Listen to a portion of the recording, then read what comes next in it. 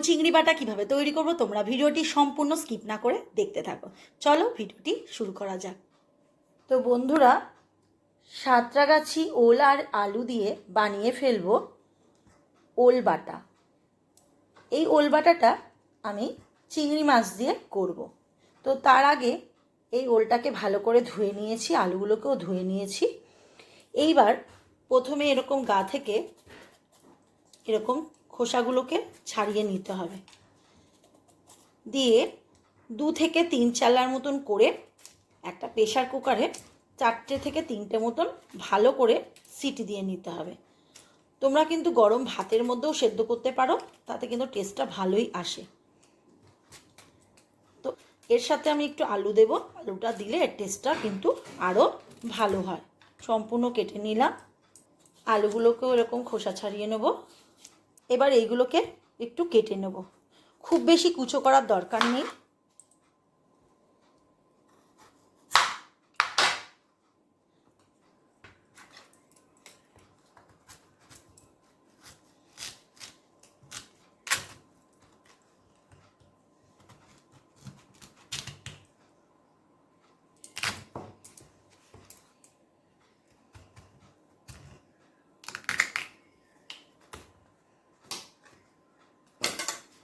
দেখো সমস্ত কাটিং হয়ে গেছে। এবার এগুলোকে একটু সেদ্ধ করে নেব। আলুটা কিন্তু খুব বেশি দেবে না, এই রকম সাইজেরই আলু দেবে।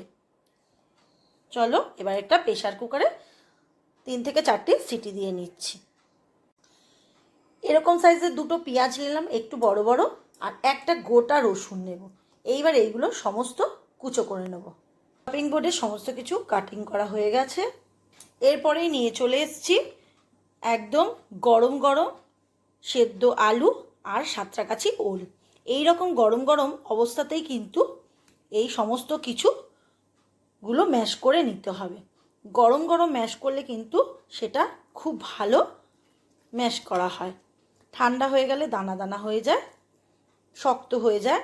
তাই জন্য এই গরম অবস্থাতেই কিন্তু খুব ভালো করে ম্যাশ করে নিতে হবে।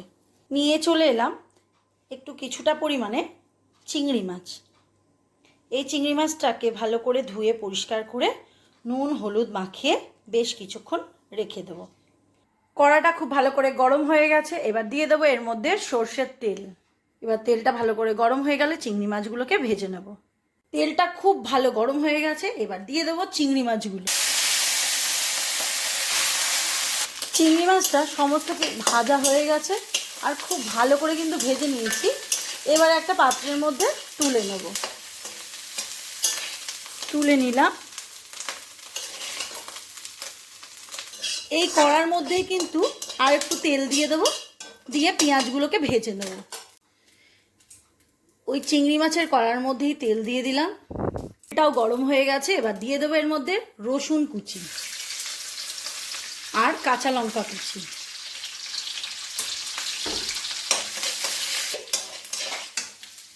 এর মধ্যে পেঁয়াজ কুচি। স্টেজে দিয়ে দেবো একটু হলুদ গুঁড়ো, সামান্য হলুদ গুঁড়ো দিলাম। একটু কালারের জন্য কাশ্মীরি লঙ্কার গুঁড়ো, কাশ্মীরি লঙ্কার গুঁড়ো অ্যাড করলাম। সাঁতরাগাছি ওল আর আলু সেদ্ধ মাখাটা এর মধ্যে অ্যাড করে দেব।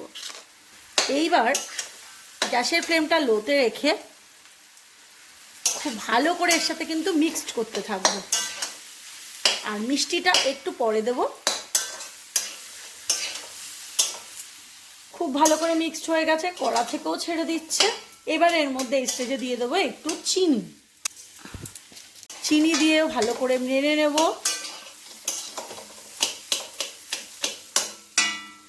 এবার এর মধ্যে অ্যাড করে দেবো ভেজে রাখা চিংড়ি মাছ। চিংড়ি মাছগুলো দিয়ে এবারে নেড়ে নেব। ধিমে আছে ওই চিংড়ি বাটাটা কিন্তু খুব ভালো করে রেডি করে নিতে হবে, কারণ ধিমে আছে দিলে পরে কি হয়, ভেতরে যে জল জল ভাবটা থাকে সেটা কিন্তু একদম শুকনো হয়ে যায়, আর এর টেস্টটা কিন্তু বেশি ভালো লাগে। আর যদি তাড়াতাড়ি নামিয়ে দাও তাতে কিন্তু টেস্টটা অনেক কম হবে। তোমাদের অন্তত 15 মিনিট থেকে 20 মিনিট কিন্তু ধিমে আঁচেতে নেড়ে যেতে হবে। শুকনো কড়ার মধ্যে ভালো করে নাড়তে হবে। লাস্টে নামাবার আগে একটু লেবু রস দিয়ে নামিয়ে নেব। দেখো বন্ধুরা, আমি কিন্তু আধ ঘন্টা মতন ধৈর্য নিয়ে আস্তে ধিমে আঁচেতে খুব সুন্দর করে শুকনো করে নিয়েছি।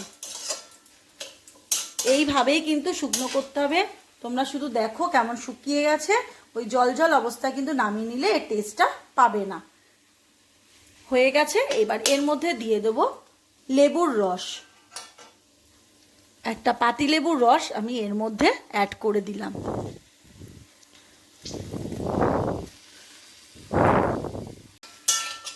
পাতিলেবুর রসটা দিয়েও ভালো করে নেড়ে নিতে হবে, নিয়ে গ্যাসের ফ্লেমটা বন্ধ করে দিতে হবে।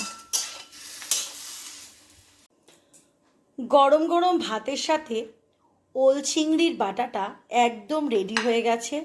তোমরা তোমাদের বাড়ির প্রিয়জনের সাথে গরম গরম ভাতের সাথে পরিবেশন করবে। যদি ভিডিওটি দেখে বন্ধুরা ভালো লাগে, লাইক, শেয়ার, কমেন্ট আর সাবস্ক্রাইব করার অনুরোধ রইল।